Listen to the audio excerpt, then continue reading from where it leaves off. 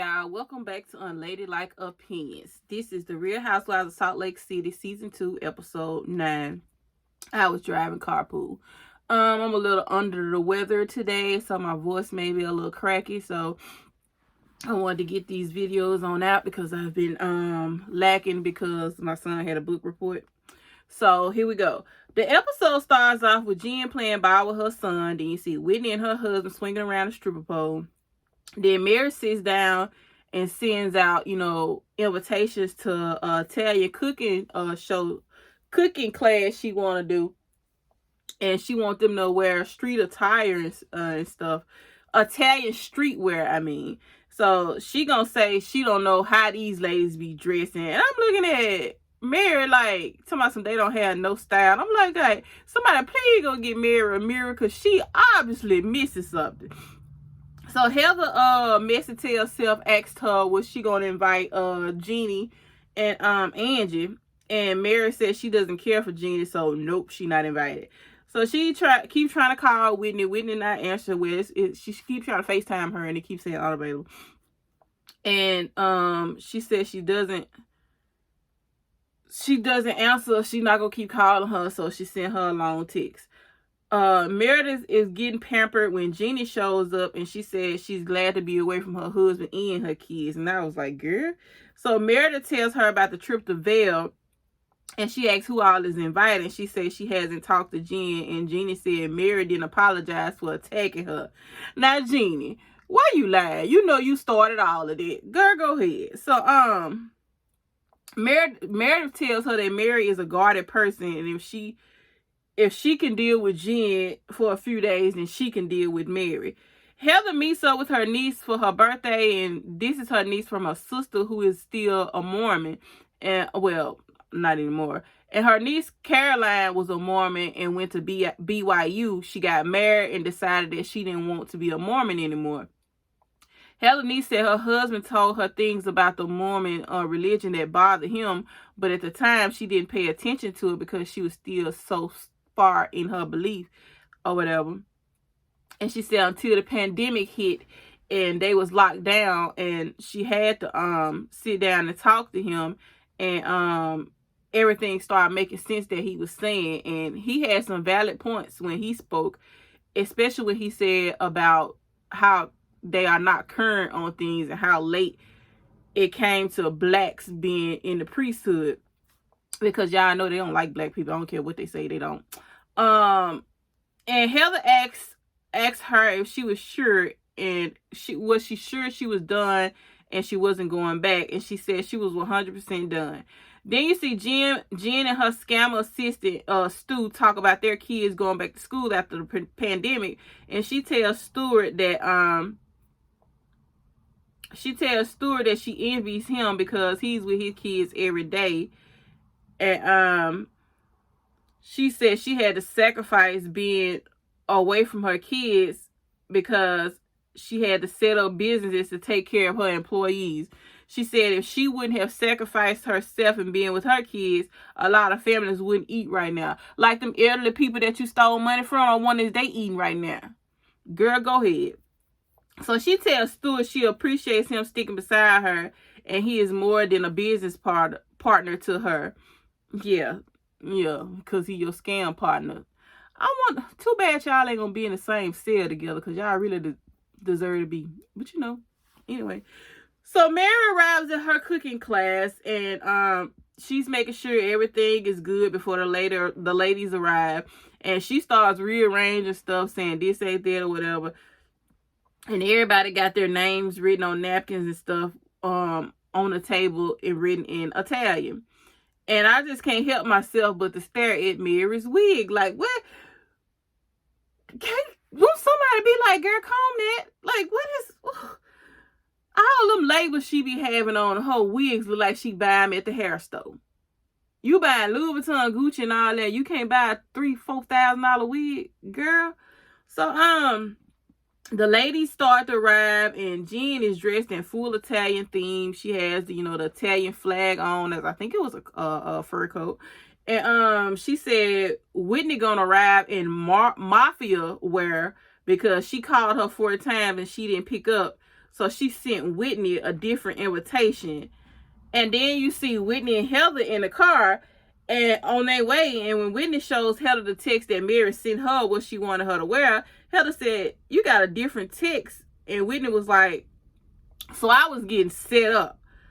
And so Mary wanted Whitney to dress like a Tatiana. The stuff she sent her was like straight hooker clothes. So Heather and Whitney arrived, and Mary's pissed because Whitney didn't wear what she wanted her to wear. And Whitney said she was driving carpool, that's why she didn't answer the phone. So then Lisa arrives acting all fake, like everything is okay. And hold on, a leg falling asleep. And Jeannie, I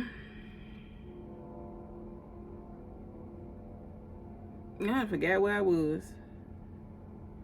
Jeannie is at home with her kids making yoga because she said she knows Mary is hosting a cooking class and didn't invite her. So she gonna cook with her kids and kick Mary ass. She said Mary is all fancy on the outside, but she a nasty person on the inside. So they start teaching them how to So they started teaching them how to make pasta. Then they take a break. So then Mary and Whitney get into it because Whitney never called Mary back. Then Jen asks Lisa how was the kids' event, and Lisa chimes in and says she's sorry. No, Whitney chimes in and says she's sorry she didn't make it, but because she was sick. And Mary said, "I never get invited to anything, but I've got used to it." And Jen said, "I wasn't invited either, Mary." And Lisa said it was about my kids and me being a mother, not about hurting anyone's feelings. And Jen said her feelings were hurt, and Lisa said it was her son's event and he put together the list. And Heather Messy Ted gonna lean over to Jen and say, "Jack didn't want you there." And Jen said she understand, but when we met up, we had a conversation about you was telling me about how Whitney was being sneaky sending products to, somebody I'm not going to name. And Jen tells Whitney that she was going to speak to her about it, that Lisa told her that she was sending product to the guy that called Jen out. And Lisa said she was like, Jen misinterpreted what I said. No, she didn't. And so Whitney said the guy reached out to her team and wanted to collaborate. And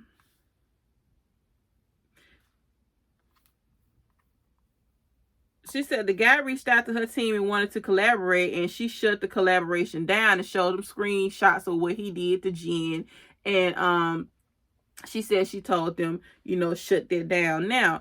And she said, but if he wanted to buy some product and promote it, she was fine with that. And Lisa said she didn't plant. And she asked Lisa, why was she trying to plant a seed from the beginning? And Lisa was like, I didn't plant anything.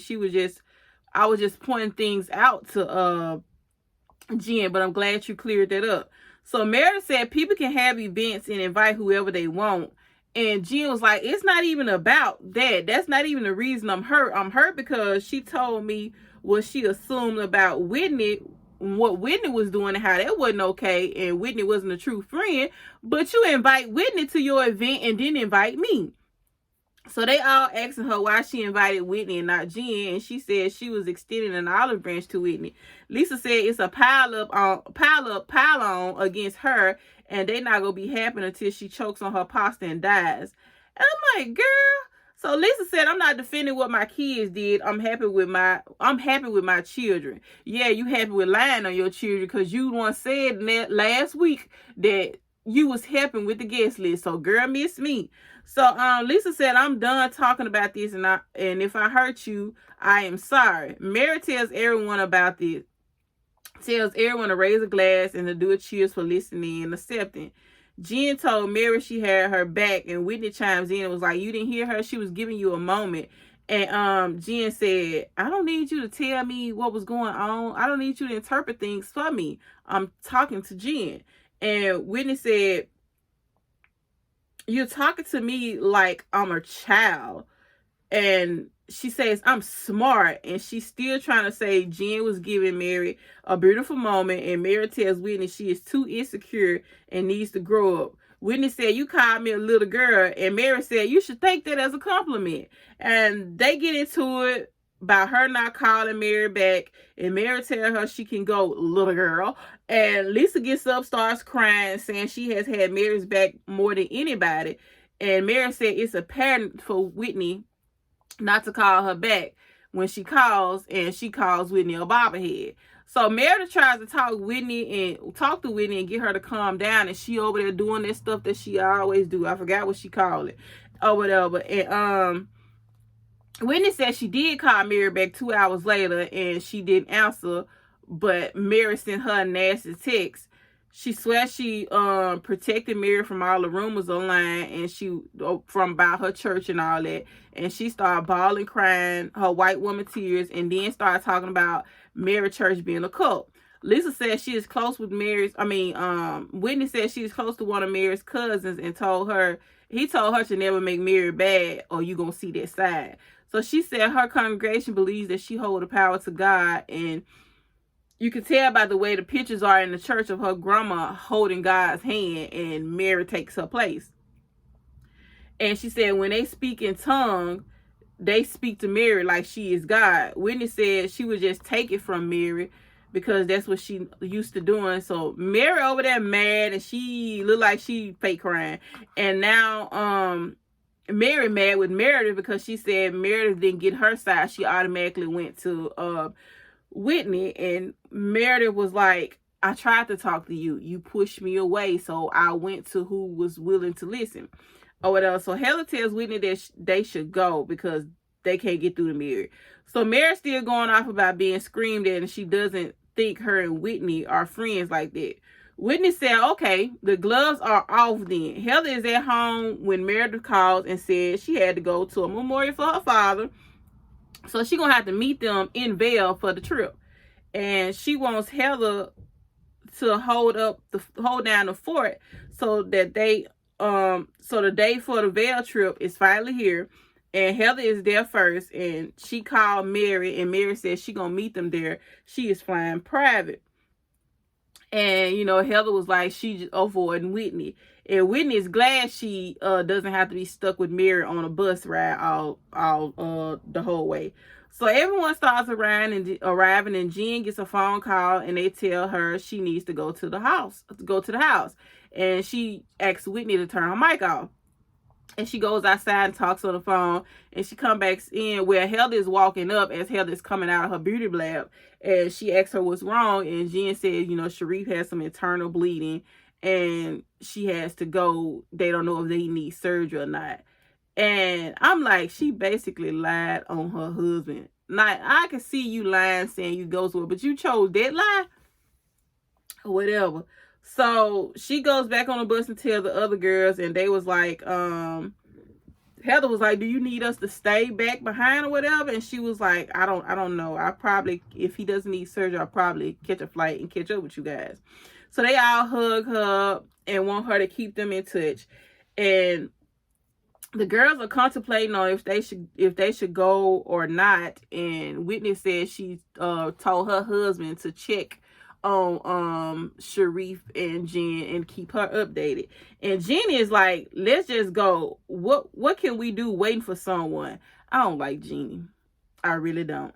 I like her kids, but I don't like her.